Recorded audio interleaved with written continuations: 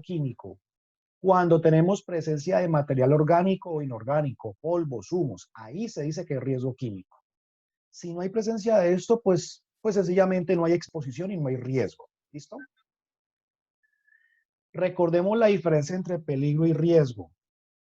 Andrés Velasco, para usted, ¿cuál es la diferencia entre riesgo y peligro? En temas de riesgo químico y peligro químico.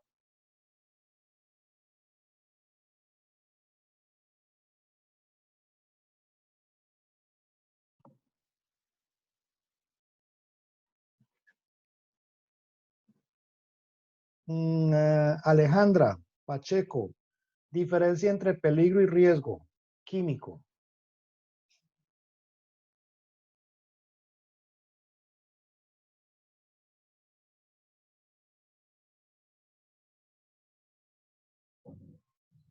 Alejandra no está.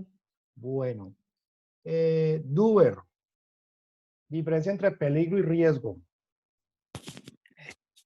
El peligro es una fuente, ¿no? Y el La riesgo. fuente. Y el riesgo es la probabilidad de que ocurra. Listo. Entonces, eso es. Ahora bien, uno en higiene no mide realmente, uno no valora el peligro está allí. Uno lo que va a valorar es el riesgo como tal. ¿Listo? Entonces, ¿cuáles son las etapas que lleva a cabo la higiene? Eh,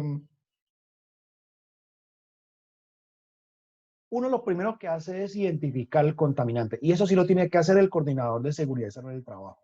¿Listo? Es decir, evidenciar en qué áreas de la empresa hay una exposición peligrosa para los trabajadores que puedan desencadenar una enfermedad laboral. Listo, yo ya identifiqué ese producto químico. Identifico cuál es su nombre, cómo se llama, qué peligros tiene, miro la ficha de seguridad, miro en qué forma física está, si está en particulado, gases, humos, vapores, lo que sea. Ya que identifico realmente, pues que vale la pena medirlo, por ejemplo, cuando son más de 2 horas de exposición diarias, vale la pena medirlo, si no, no. Si es una exposición de 20 minutos, 15 minutos, pues no haga mediciones porque realmente no vale la pena. Ya cuando usted dice, no, venga, es que aquí hay 5 horas diarias de exposición y este producto yo miro la ficha de seguridad y la etiqueta y veo que es muy peligroso. Entonces, voy a hacer la medición y eso sí tiene que hacerlo es el higienista que usted contrate. El higienista le pregunta, ¿cómo se llama el producto? No, se llama metanol. Bueno, entonces déjeme, yo busco si hay un método analítico para tomar las muestras. Supongamos que el higienista le dice a usted, sí, hay un método analítico, entonces esto se puede hacer. Vamos a hacer la medición como tal y se procede a hacer la medición del contaminante. Ya con la medición, si te da riesgo alto, la empresa debe tomar medidas correctivas.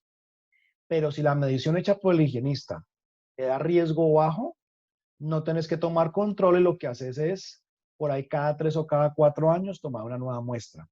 Cuando el riesgo le dé alto, deben hacerse controles inmediatamente y luego hacer la medición de nuevo. Si la medición te da baja, no es necesario repetir esas muestras cada año ni cada 2 años. Cuando le dé bajo, usted puede repetir las mediciones cada 3, cada 4 años sin ningún problema porque el riesgo es bajo. Entonces, de lo que se trata es que yo ya identifiqué un contaminante en mi sitio de trabajo, ¿cierto? O los sitios de trabajo. De alguna manera yo tengo que tomar una muestra de aire con ese contaminante. Entonces, lo que hacen los métodos de higiene ocupacional es proporcionar información técnica que permita capturar la muestra, capturar el contaminante que está en el aire, llevarlo a una muestra y esa muestra se envía a un análisis de laboratorio. Y ya les voy a explicar más o menos en qué consiste eso. Es decir, al final, la higiene ocupacional y los higienistas lo que hacen es capturar esas partículas nocivas para la salud del aire y enviarlas a un laboratorio. Claro está, también hay otra forma y es tomarle muestras de sangre a los trabajadores, que esa es la última unidad. Ese es los controles biológicos. Es decir, hasta ahorita estamos viendo, esto hace parte del control ambiental, es decir, tomar muestras ambientales. En la unidad número 6 vamos a ver los muestreos, pero de tipo biológico, es decir, en el trabajador. Es decir, cómo se toman muestras de sangre o de orina. Entonces, los métodos analíticos NIOSH son los métodos para tomar muestras y hacer los análisis de laboratorio. Estos métodos analíticos tiene que implementarlos el coordinador de SST de la empresa. No. Los métodos NIOSH analíticos básicamente son de la competencia del higienista, pero ustedes deben saber eso qué es para cuando el higienista le hable. Porque el higienista le puede decir, mire, no encontré un método para ese contaminante. Entonces usted ya sabe a qué está refiriéndose. Los métodos analíticos NIOSH tienen dos partes importantes: las condiciones y forma del muestreo de los contaminantes ambientales y el análisis de la muestra en el laboratorio. Es decir, los métodos analíticos permiten tomar una muestra ambiental y procesarla en el laboratorio. El higienista solamente hace la parte de muestreo, no hace la parte del análisis. Y ya un químico, química o analista químico hace ya lo otro, que es el análisis de las muestras. Es decir, que esa es la etapa del muestreo. ¿Se acuerdan que les dije que ustedes sí tienen que cagarse a hacer la identificación de los peligros, los puestos de trabajo? Pues esa es la parte de ustedes. De ahí en adelante le toca al higienista. Entonces, miren, aquí les muestro el método NIOSH para medir la cantidad de sílice cristalina en un puesto de trabajo. Este método está en internet. Desafortunadamente, la mayoría de métodos NIOSH están en inglés. Ese es de los pocos que está en español, la verdad, que está en Google. ¿Uno cómo lo busca? Muy sencillo, usted mete en Google método NIOSH de sílice y puede descargar todo el método completo. Pero normalmente se deben buscar en inglés, es decir, NIOSH Method y el nombre del producto en inglés. Por ejemplo, si usted va a buscar métodos analíticos para el asbesto, usted mete NIOSH Method Asbestos. Asbestos en inglés es lo que en español sería asbesto. Si va a buscar método para el plomo, para medir el plomo en ambiente, usted mete LEAD Method NIOSH y ahí aparece, y así sucesivamente. Pero la mayoría son en inglés. Bueno, entonces, el método NIOSH trae como 6 o 7 páginas. La más importante es la primera. ¿Por qué? Porque hay 4 informaciones bien interesantes. Primero, pues el nombre del contaminante que está en la parte de acá arriba, que es el que yo necesito, digamos, determinar. Lo otro, el número del método. Cada método tiene un número diferente. Así que no se repiten. Por ejemplo, siempre el método NIOSH para la sílice es el 7602. Ay, alguien me prendió el micrófono. Julie.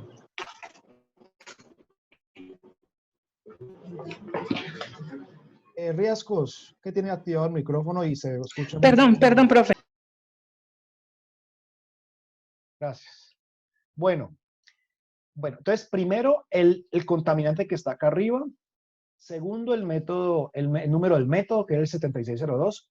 Realmente el número del método, pues eso no es que sea relevante a final de cuentas. Esta parte sí, porque miren, aquí están los límites máximos permisibles por el organismo OSHA, por NIOSH y ACGIH.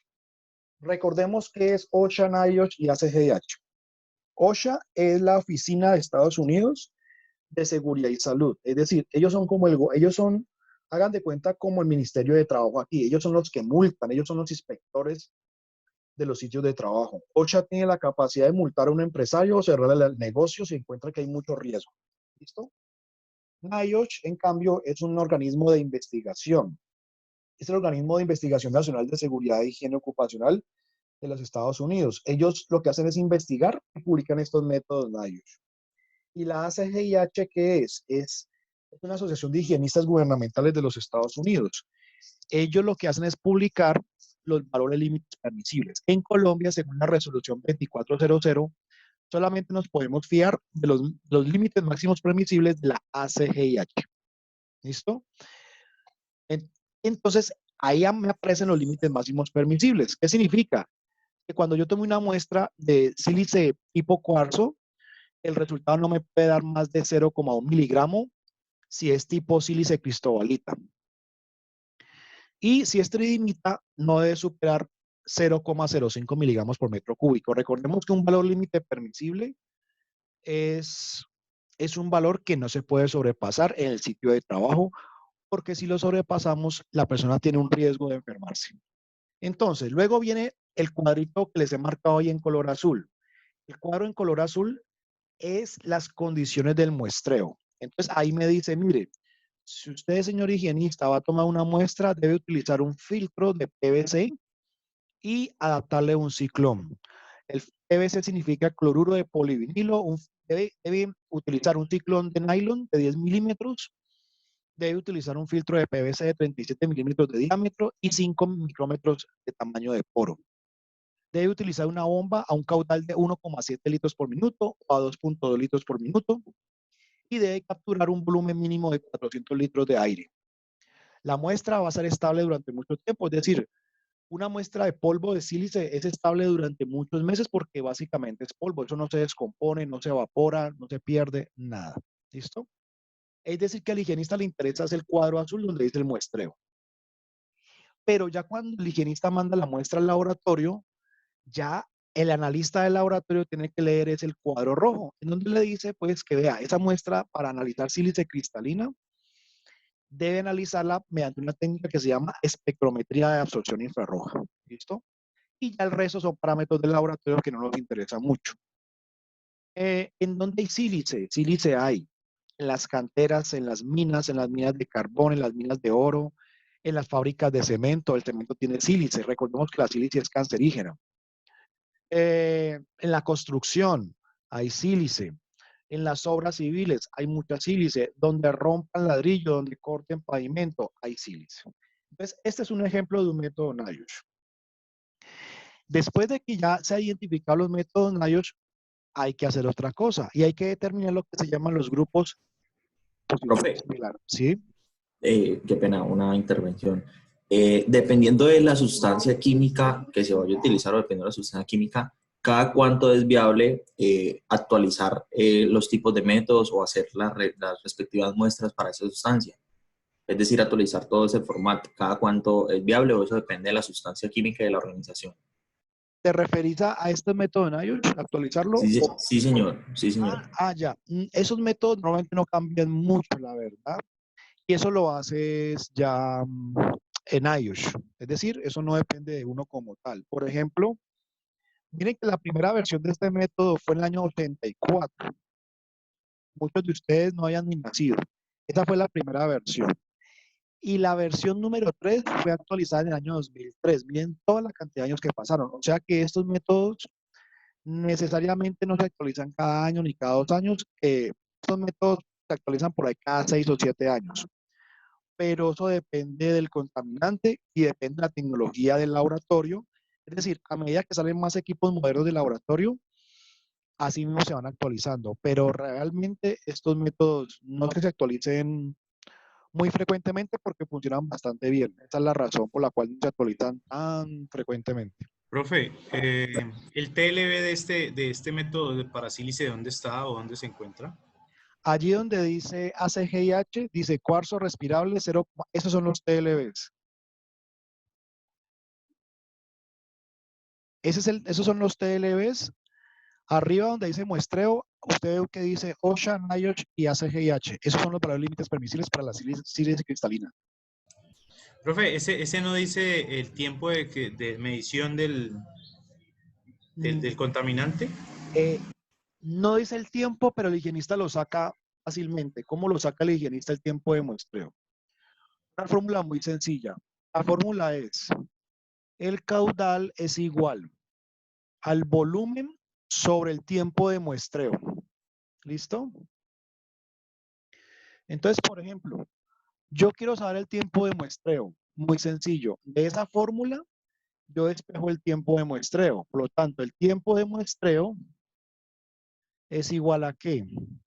Al volumen de aire dividido el caudal. ¿Listo? Usted dirá, bueno, ¿y qué es el B? El B está aquí y el caudal o el índice de flujo está aquí. Entonces, el tiempo de muestreo, ¿cuánto va a ser? Va a ser igual al volumen mínimo, 400 litros. Y ahí está en el método NIOSH. 400 litros dividido el flujo. Entonces, supongamos que el higienista tiene un ciclón de nylon, que es el más común, dividido 1,7. Dice LPM. LPM significa litros por minuto. Y ese resultado me da en minutos.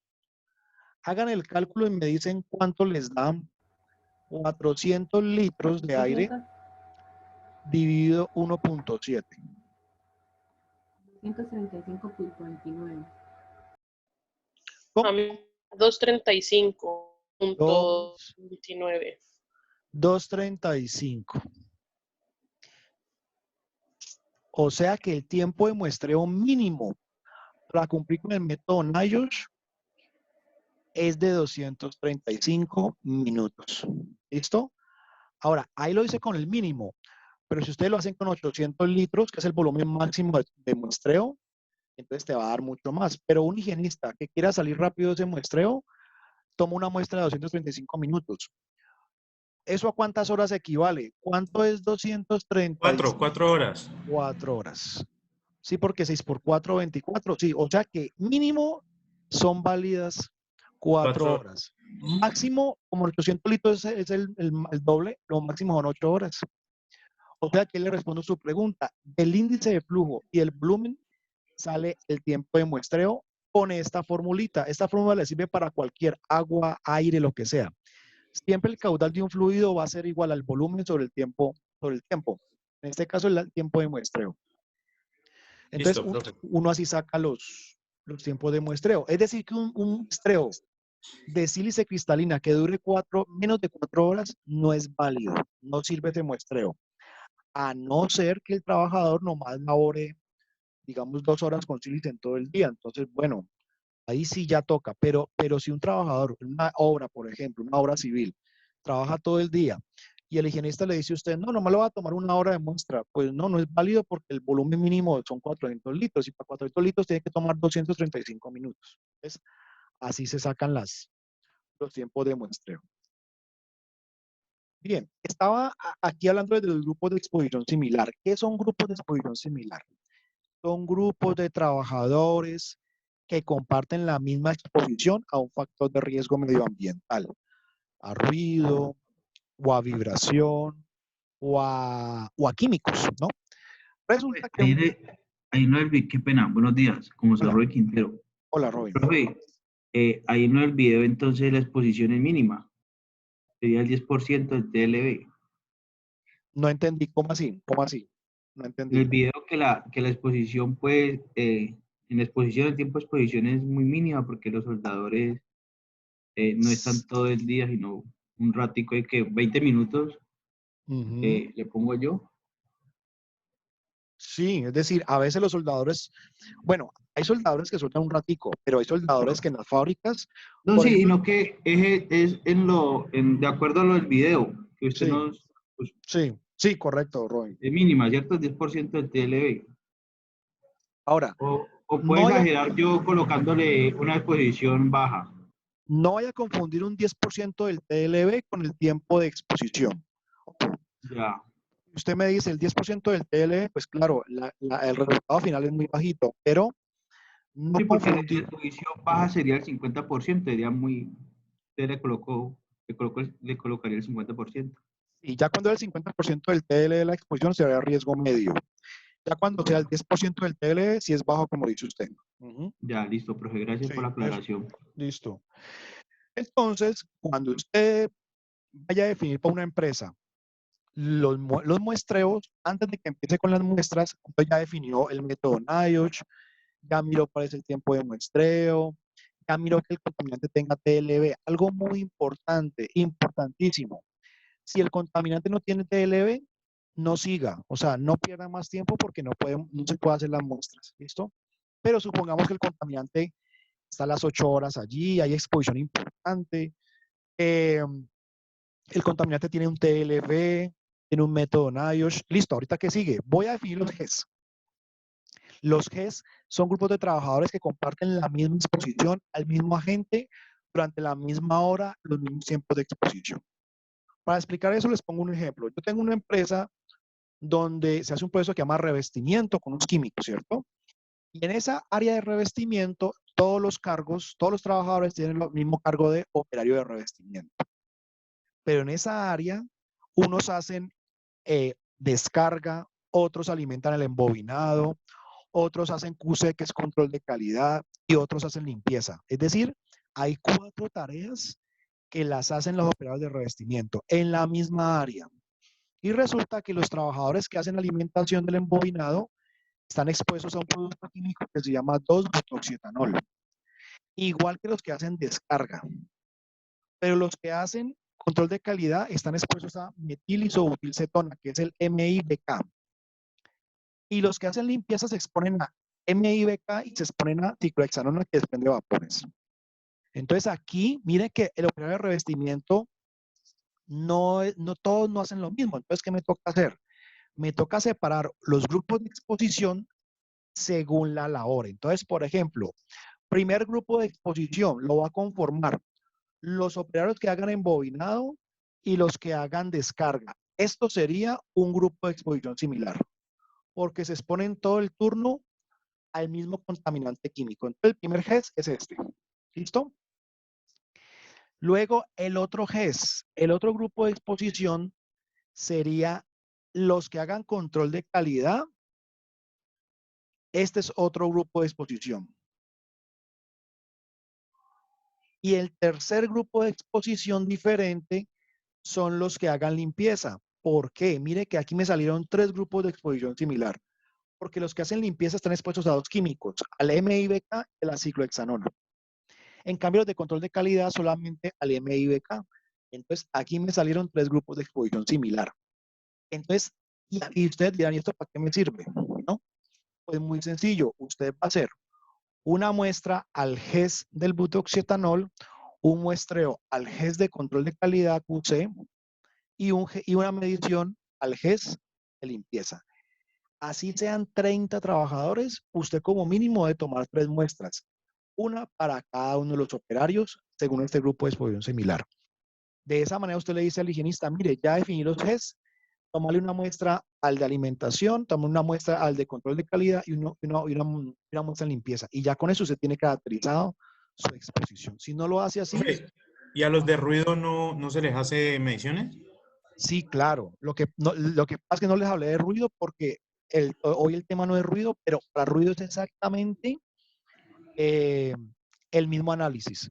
Entonces, Ok. aquí para ruido, ¿qué haríamos? Pues yo miro ahí que en descarga y alimentación de un boinado, ambos se exponen a ruido. Si yo veo en el sitio de trabajo que ellos se exponen a las mismas máquinas, tomo el GES, el grupo de exposición, agrupo los de descarga y los de alimentación y serían un solo GES para ruido. ¿Ya? Y no meto en ese grupo de exposición a QC y a limpieza porque no están expuestos a ruido. Pero claro, para ruido es el mismo análisis, pero tengo que hacerlo ya pues por separado. Pero hay que hacer exactamente lo mismo. Bien. Entonces ya tenemos método NIOSH, ya con sus TTLBs, ya dice los grupos de exposición similar. Ahora sí vamos a ver cómo se toman las muestras. Hay 2 métodos de tomar muestras en higiene ocupacional. Las muestras en tiempo real, a través de lectura directa, que se hace en el sitio de trabajo, es decir, el higienista conoce en tiempo real la concentración de un contaminante químico, gas, vapor, polvo, lo que sea. Y están las muestras indirectas, que se requiere que un filtro sea enviado a un laboratorio. De los 2 métodos, el que más se ha hecho y el que más se hace hoy en día es el método indirecto, enviando la muestra a un laboratorio. Ya les voy a mostrar por qué y cuáles son sus ventajas. Entonces, cuando se hacen muestreos indirectos, lo que se hace es que se le instala al trabajador el tren de muestreo. ¿Y qué es el tren de muestreo? Son 3 elementos. Primero, la bomba de aspiración que va en la cintura, que lo que hace es simplemente aspirar aire. Profe, Cuando tengo una duda. sí, Los métodos de captación son, ¿es el equipo de muestreo? el elemento de captación, no, el elemento de captación es el filtro que va acá arriba. Ya. Este. Ok.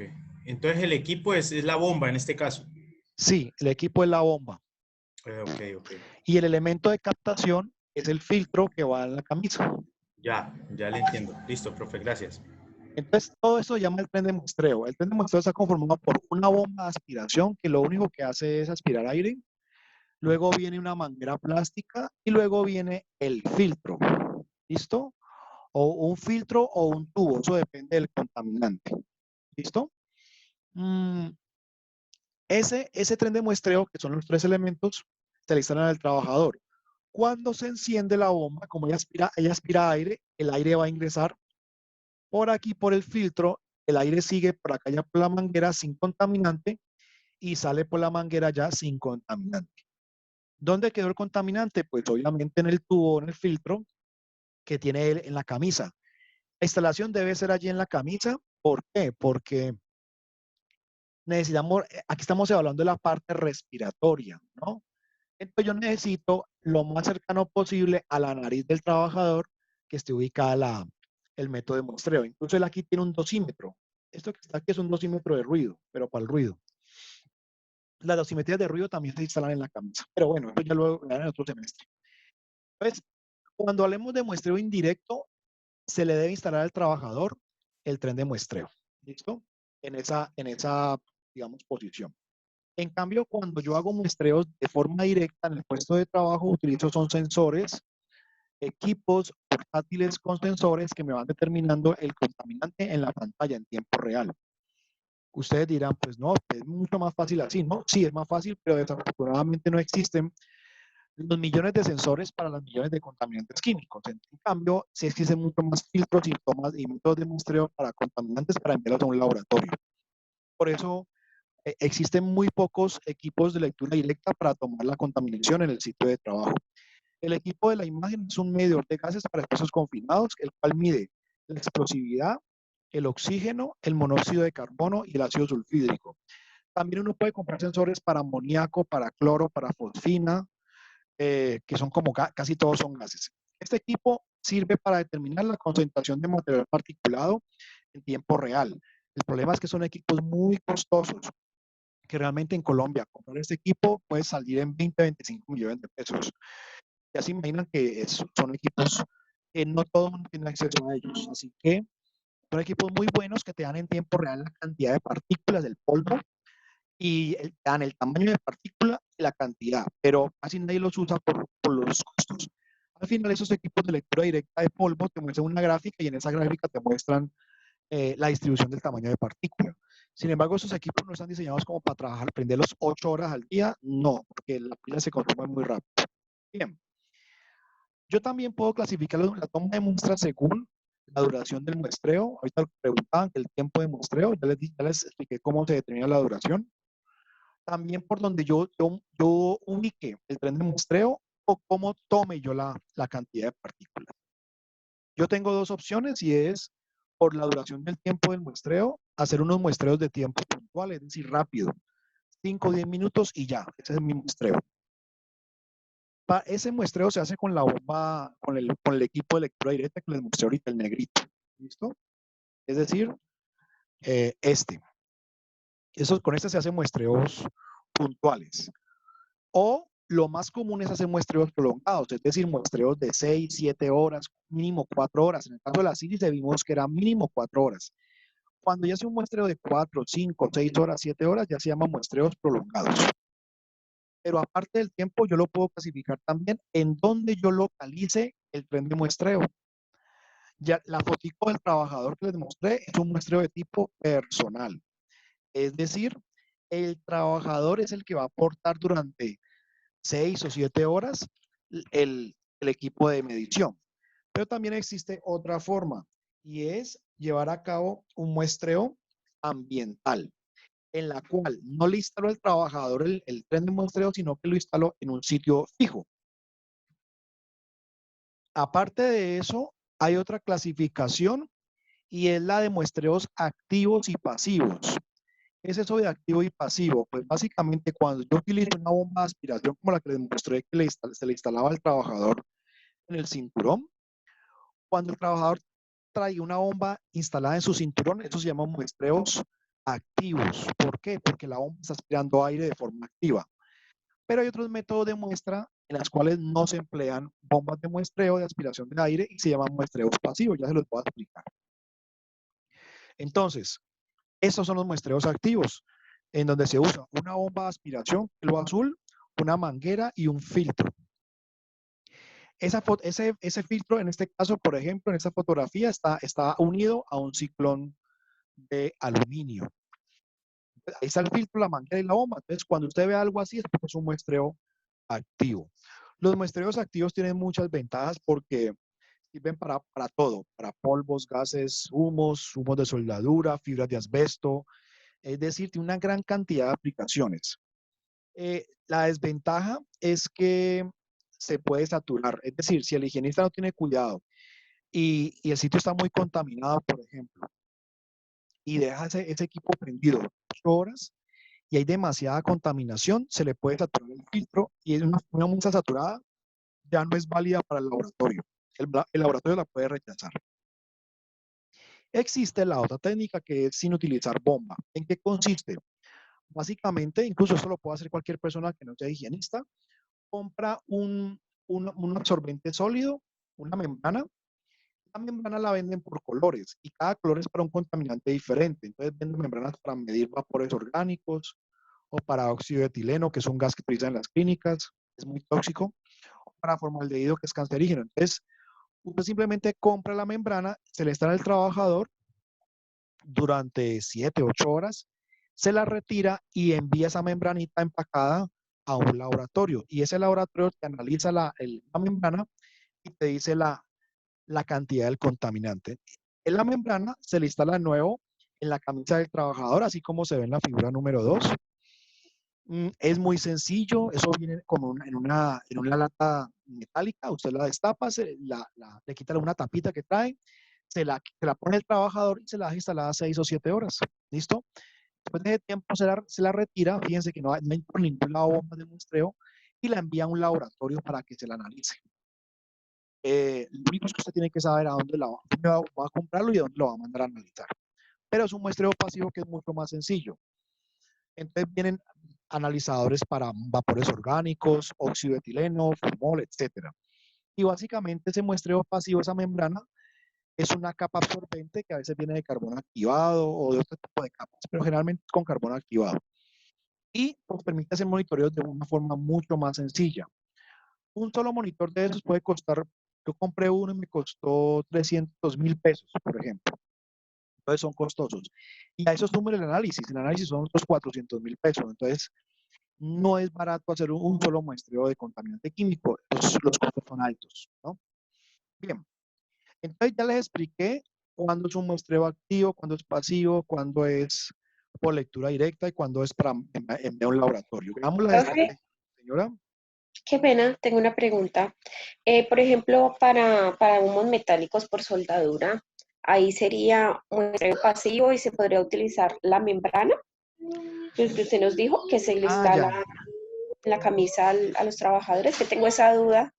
Bueno, esa pregunta es importante porque no les expliqué algo. Y es que estos muestreadores pasivos solamente sirven para gases y vapores. No sirven para fibras, ni humos, ni polvo, ni material particulado. ¿Por qué? Porque como es carbón activado, el carbón activado no atrae partículas de humo ni de polvo. Por lo tanto, no sirven. ¿Listo? Se debe utilizar muestreo activo con el filtro que corresponda o la membrana que corresponda según el método NIOSH. ¿Listo? Bien, vamos a mirar las estrategias de muestreo y eso también usted la estrategia de muestreo tiene que armarla con su higienista. ¿Listo? Entonces, primera etapa. Yo identifico la posible exposición, es decir, en qué puestos de trabajo yo puedo tener exposición a un contaminante químico. ¿Listo? Luego determino las características del sitio de trabajo. ¿Cómo así características? Pues bueno, miremos a ver qué elementos están utilizando de protección, miremos la ventilación, miremos los turnos de trabajo y los tiempos reales de exposición.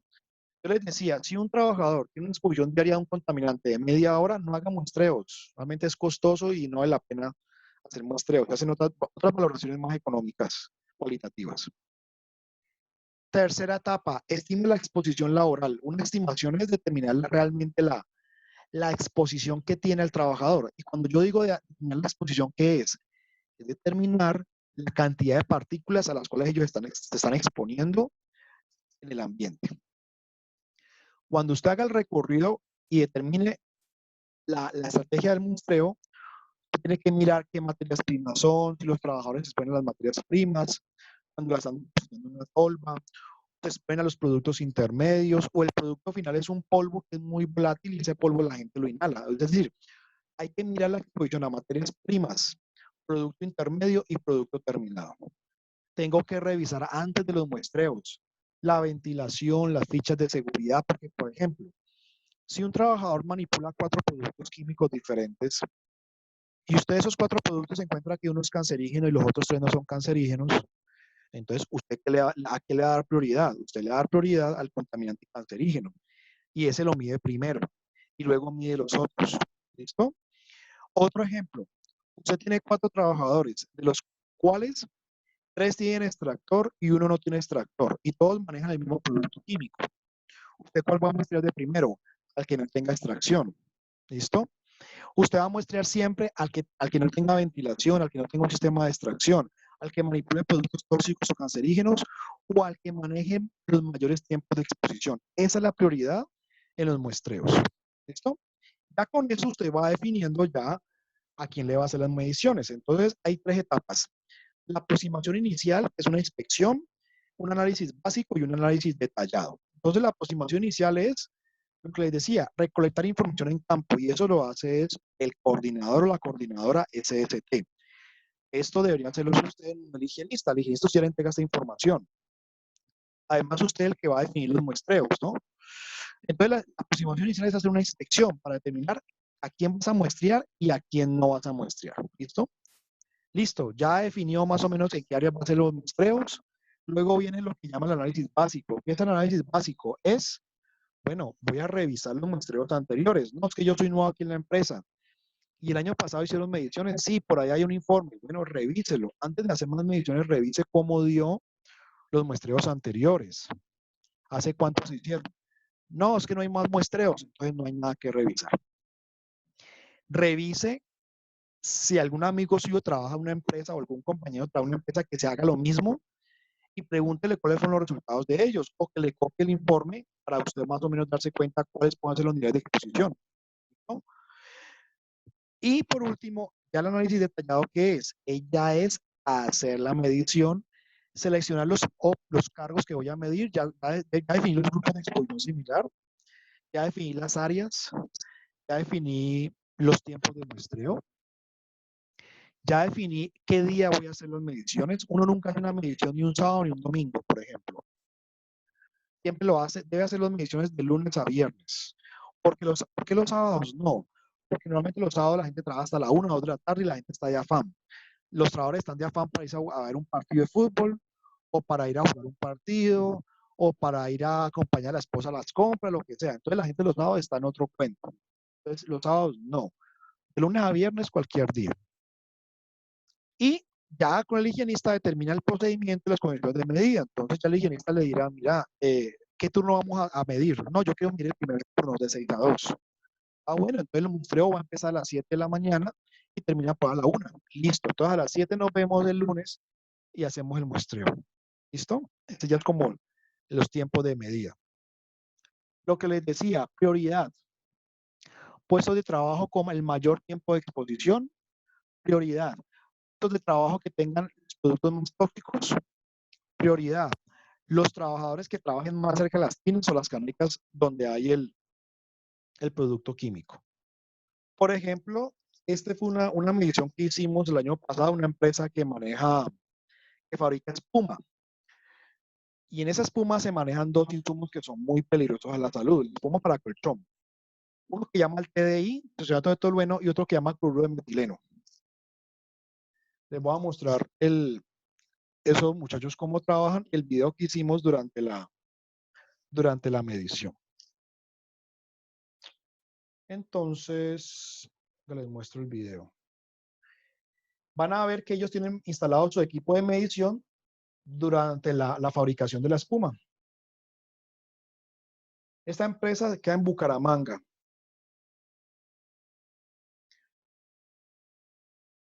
En ese recuadro, en esa cama, ahí pueden ver los vapores. Esos vapores son la mezcla de diisocinato de tolueno,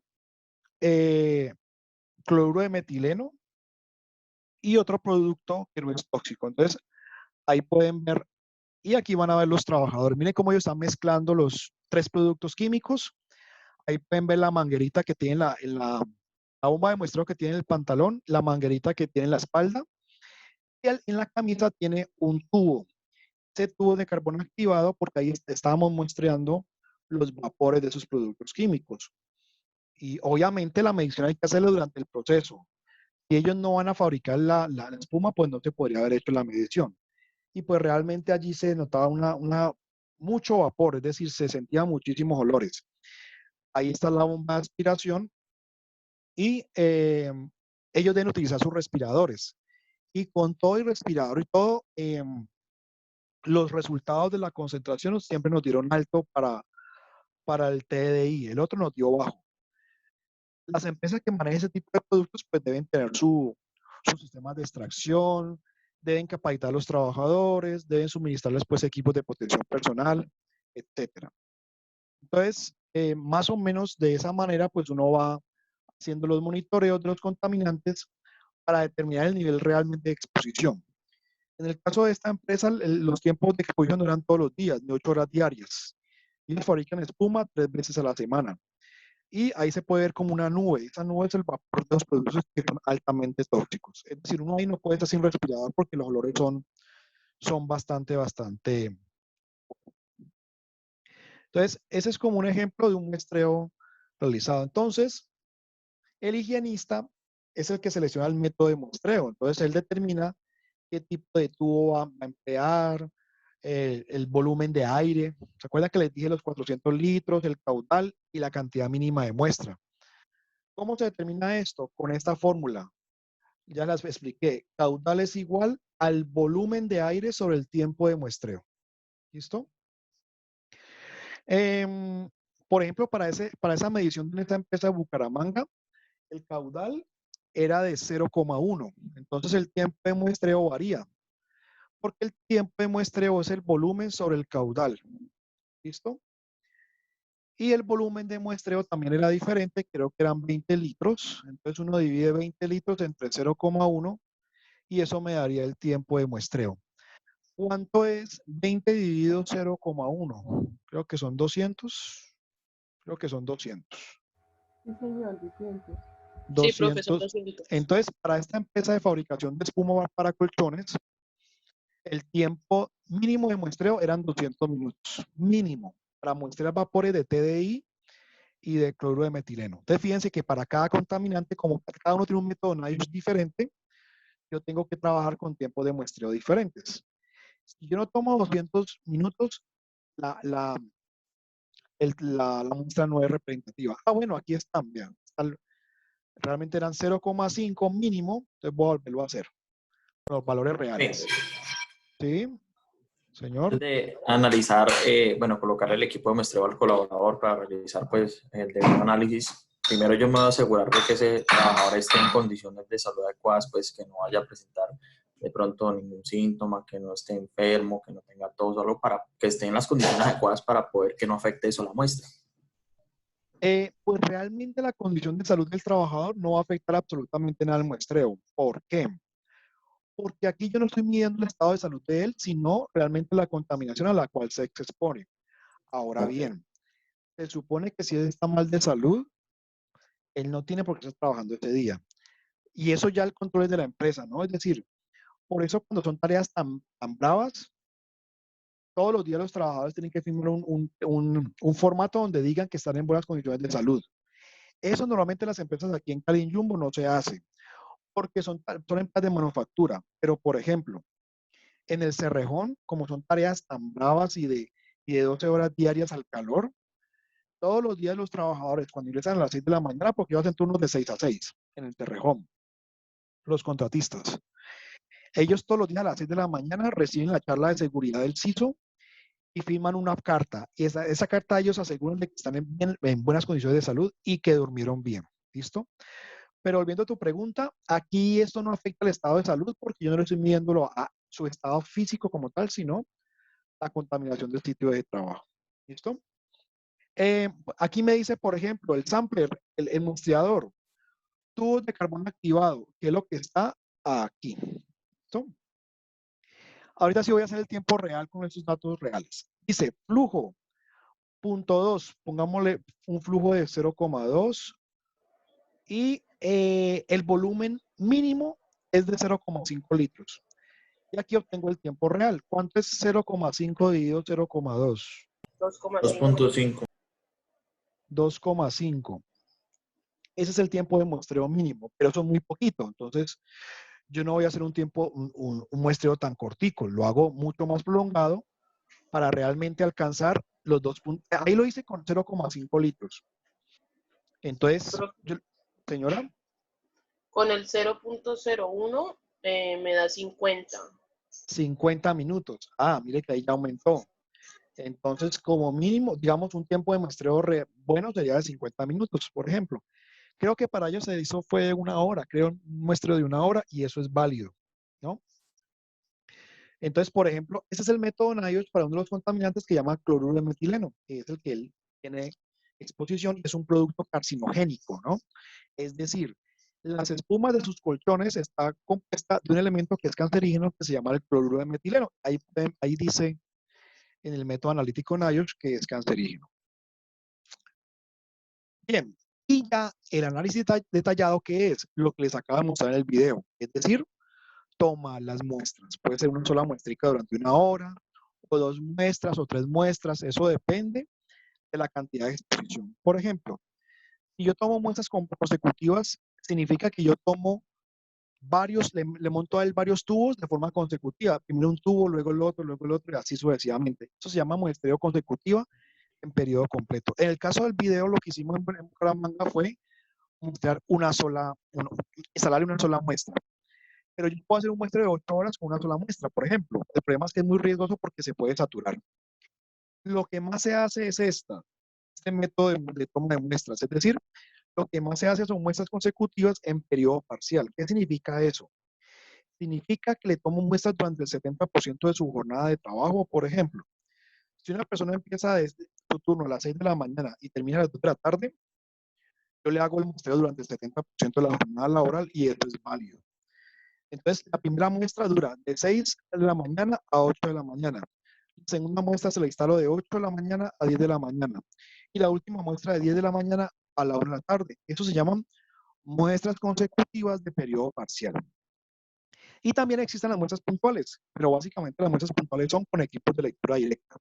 En resumen, yo puedo hacer muestras consecutivas o muestra única o muestras de periodo parcial consecutivas o muestras puntuales. ¿Cuál es la mejor técnica? La mejor técnica es la primera, muestras consecutivas tomadas en el periodo completo. Es decir, lo ideal es uno tomar las 8 horas. Sin embargo, eso es lo ideal, pero no es necesario tomarlas todas las 8 horas.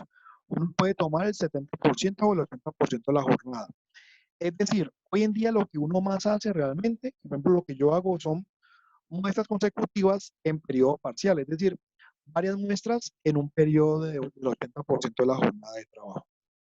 Lo menos indicado son muestras únicas de periodo completo porque se puede saturar. Un solo tubito durante 8 horas se satura. Y las muestras puntuales ya les explicaba que no existen todos los sensores para todos los contaminantes que uno encuentra. La duración de la muestra, ustedes ya saben cómo calcularla. El caudal es igual al volumen sobre el tiempo, o sea que el tiempo de muestreo es igual al volumen sobre el caudal. Por ejemplo, yo tengo un contaminante que el caudal que maneja el método NIOSH es de 2 litros por minuto. ¿Listo? Y el volumen de aire mínimo son de 350 litros. La pregunta es, ¿cuál es el tiempo de muestreo mínimo para ese contaminante?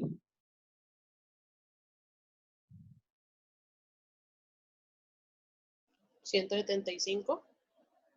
175 minutos. ¿A todos les dio 175 o a alguien le dio diferente?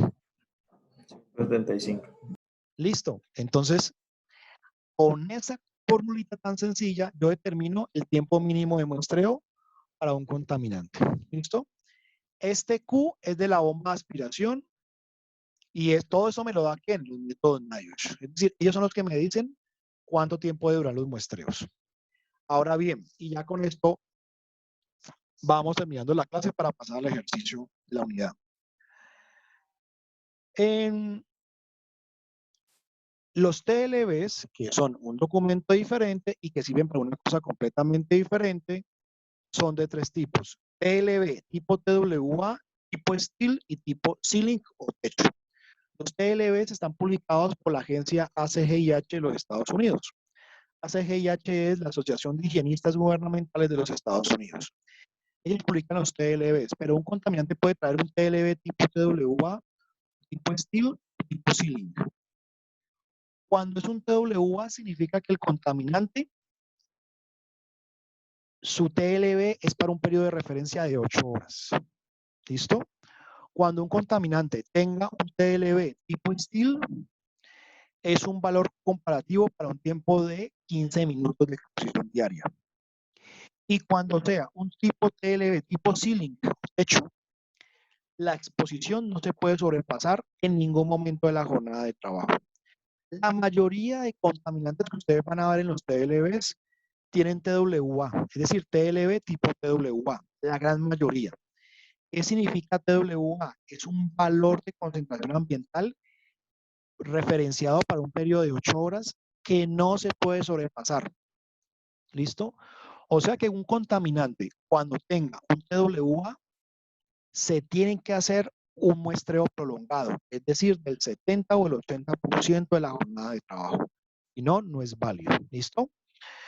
Como les digo, la mayoría de contaminantes traen es un TWA, la mayoría es un valor de referencia para las 8 horas de trabajo y 40 horas semanales. Ahora bien, ¿qué es lo que pasa? Esos TLBs vienen referenciados para un periodo de exposición de 40 horas semanales. El problema es que en Colombia y en el mundo nadie trabaja 40 horas. Aquí en Colombia los operarios trabajan de lunes a sábado 8 horas, o sea, 6 por 8, 48. 48 horas o a veces hacen 12 horas. Entonces, este TWA se ajusta. Se ajusta a la realidad. Les voy a poner un ejemplo. El límite máximo permisible para polvo respirable es de 3 miligramos por metro cúbico. Pero esto sería para una persona que trabajara 40 horas semanales. Pero resulta que hay que utilizar una fórmula para ajustar este TLB para una persona que trabaje 48 horas semanales. Y aplicando una fórmula, un ajuste que uno tiene, este TLB pasa de 3 a 2,7 miligramos por metro cúbico para las condiciones real de un trabajador que opere 48 horas semanales. Es decir, los TLBs se ajustan a las horas reales que el trabajador está expuesto al contaminante. Y eso pues lo hace el higienista con unas fórmulas que ya pues existen, e incluso están en los mismos TLBs, que le permiten al higienista ajustar la concentración a la realidad del muestreo de los operarios. Profe, ¿eso no se hace con un factor corregido de 0,781? Sí, sí, correcto. Se utiliza un factor de corrección.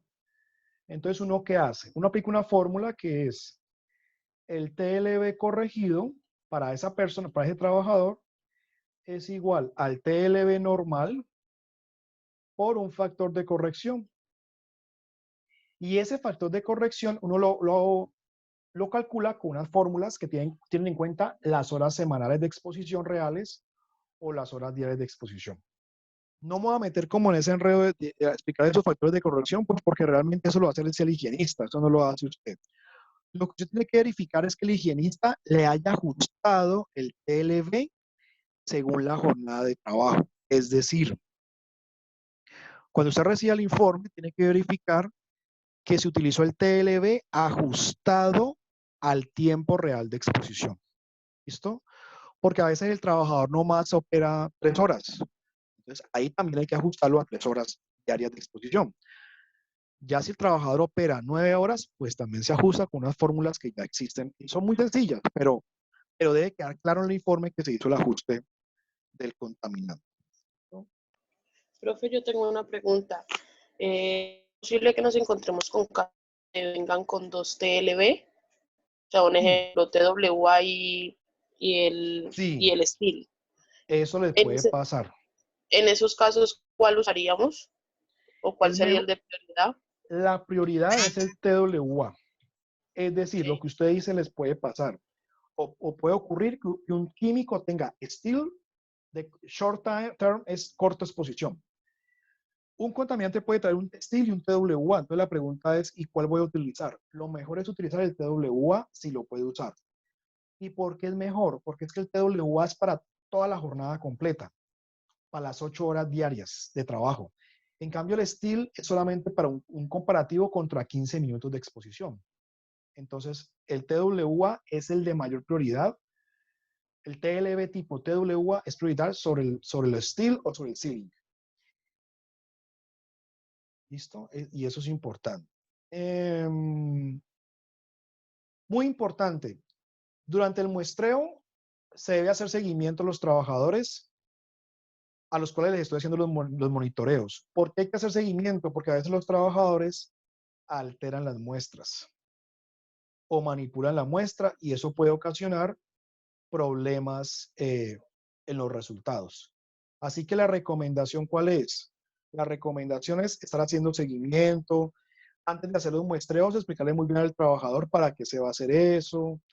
Eh, estar verificando, porque a veces los trabajadores son muy mañosos y lo que hacen es, digamos, manipular la muestra o, por ejemplo, dicen, no, voy al baño y se le quitan el equipo y uno va y, qué pena, se me olvidó volvérmelo a poner. ¿Y hace cuánto se lo quito? No, hace media hora, entonces toca correr el muestreo otra media hora más, ¿no?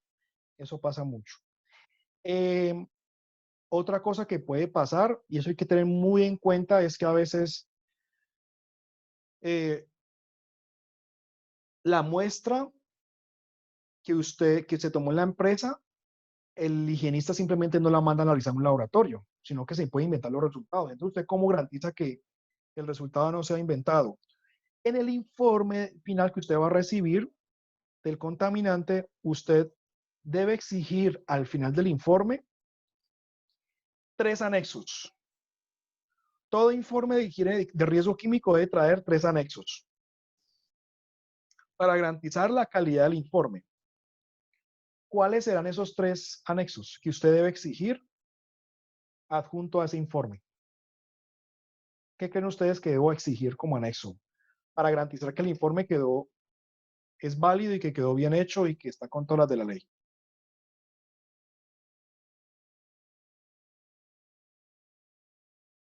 Documentos soportes para ese informe. Profe, yo creería que la La tabla del licencia o la método calibración de Nagios. los equipos. La licencia del higienista es un anexo obligatorio, es decir, la persona que le tome la muestra en la empresa tiene que tener una licencia en higiene industrial, en higiene, debe decir higiene industrial. Lo segundo es el certificado de calibración de los equipos empleados. ¿Listo? Y falta otro anexo. ¿Qué falta? Para uno estar tranquilo de que ese informe es válido. La tabla del método Nagios o del método utilizado. No, eso sea, él lo menciona en el informe, pero la tabla no tiene que ponérsela, pero él sí va a mencionar en el informe cuál método utilizó. el certificado de laboratorio donde se realice la toma